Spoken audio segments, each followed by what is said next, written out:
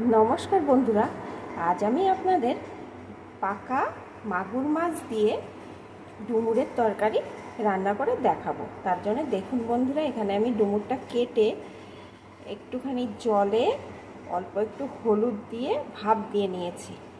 এখন আসুন বন্ধুরা, দেখতে থাকুন আমি কেমন করে এই রান্নাটা করছি। আর ওই ডুমুরটা রান্নার জন্য আমি এখানে দেখুন দেশি একদম পাকা মাগুর মাছ নিয়ে নিয়েছি। সেটাকে আমি ভালো করে ধুয়ে পরিষ্কার করে একটু লবণ, হলুদ আর কাঁচা সর্ষের তেল মাখিয়ে নিয়েছি, তাহলে ভাজার সময় খুব সুবিধা হয়, এটা আর ফোটে না। এখন আসুন বন্ধুরা, আমি রান্নাটা শুরু করছি, আপনারা দেখতে থাকুন। রান্নাটার জন্যে আমার যে মশলার পেস্টটি লাগবে সেটি আমি প্রথমে তৈরি করে নেব। তার জন্য এখানে আমি একটা মিক্সিং জার নিয়ে নিয়েছি, যার ভিতরে দিয়ে দেবো এখানে চা চামচের 1.5 চামচ মতো জিরে আছে,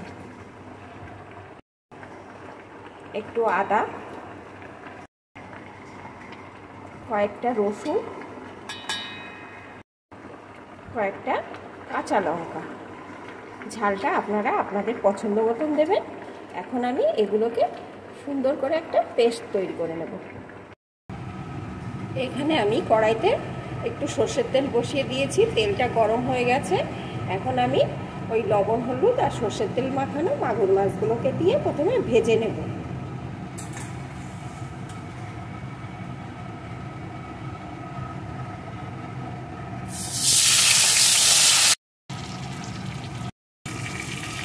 মাছগুলো ভাজা হয়ে গেছে, এখন আমি একটা একটা করে তুলে নেব। মাছ ভাজাগুলো তুলে নিয়ে কড়াইতে আমি আরেকটু সর্ষের তেল দিয়ে দিয়েছি। এখন আমি একটা টুকরো করে আলু কেটে নিয়েছি, সেটাকে দিয়ে ভেজে নেব।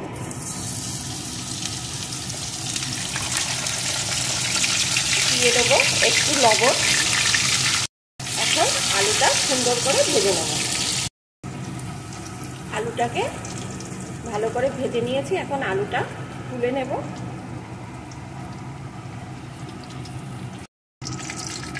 ভাজা আলুগুলো তুলে নিয়েছি, এখন তেলের মধ্যে ফোড়নে দিয়ে দেব কিছুটা গোটা জিরে, একটা শুকনো লঙ্কা।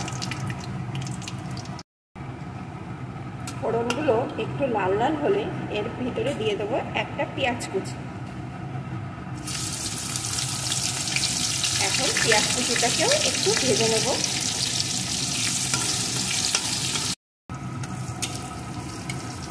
পেঁয়াজ কুচিটা একটু ভেজে নিয়েছি, এখন দিয়ে দেবো একটা টমেটো কুচি,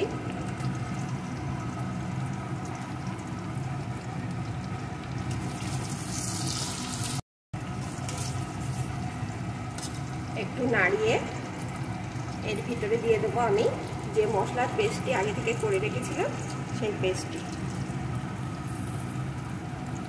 সাথেই দিয়ে দেবো পরিমাণ মতো লবণ, পরিমাণ মতো হলুদ গুঁড়ো। এখন সব কিছুকে সুন্দর করে কষিয়ে নেব। মশলাটা সুন্দর করে কষিয়ে নিয়েছি, এখন এর ভিতরে দিয়ে দেবো আমি ভাপ দিয়ে রাখা ডুমুরগুলোকে। এখন মশলার সাথে ডুমুরটাও সুন্দর করে কষিয়ে নেব। মশলার সাথে ভাপ দেওয়া ডুমুরটাও আমি সুন্দর করে কষিয়ে নিয়েছি, এখন আমি এর ভিতরে দিয়ে দেবো ভেজে রাখা আলুটা। এখন আলুটাও এর সাথে কিছুক্ষণ কষিয়ে নেব। ভাজা আলুটাও ডুমুরের সাথে সুন্দর করে কষিয়ে নিয়েছি, এখন এর ভিতরে দিয়ে দেবো আমি পরিমাণ মতো গরম জল।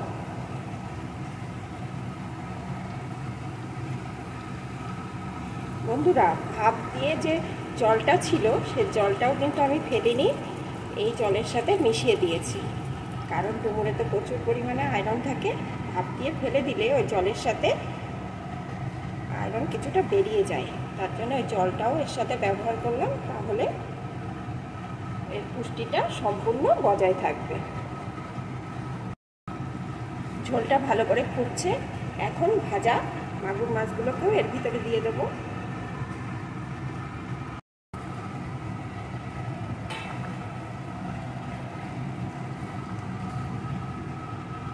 এখন আরও কিছুক্ষণ ভালো করে ফুটিয়ে নেব। সুন্দর করে আমি ফুটিয়ে নিয়েছি এই ডুমুরের তরকারিটা, সব কিছুই সিদ্ধ হয়ে গেছে। এখন আমি এর উপর দিয়ে দেবো একটু গরম মশলার গুঁড়ো।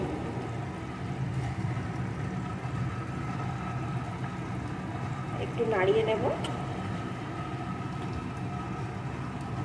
এখানে আমার রেডি হয়ে গেছে পাকা দেশি মাগুর দিয়ে পুষ্টিগুণে সম্পূর্ণ ডুমুরের তরকারি রেসিপি। যেহেতু বন্ধুরা আমি ভাপ দিয়ে ডুমুরের জলটা ফেলিনি, জলটাও এর ভিতরে ব্যবহার করেছি, তাই এর যে পুষ্টিগুণ সেটা কিন্তু একটুও বাইরে বেরিয়ে যায়নি, সম্পূর্ণটাই এর ভিতরেই থাকবে। বন্ধুরা আপনারা এইভাবে একবার রান্না করে খেয়ে দেখবেন কতটা সুস্বাদু, এবং এটা কিন্তু খুবই স্বাস্থ্যকর। আমরা জানি ডুমুরের ভিতরে প্রচুর পরিমাণে আয়রন থাকে, যেটা আমাদের স্বাস্থ্যের পক্ষে খুবই উপযোগী। বন্ধুরা আমার রান্নাটা কেমন লাগলো আপনারা কমেন্টের মাধ্যমে আমাকে জানাবেন। আর প্লিজ বন্ধুরা একটা লাইক দিয়ে ভিডিওটা দেখবেন আর আমার পাশে থাকবেন। এখন আমি এটাকে একটি পাত্রে নামিয়ে নেব।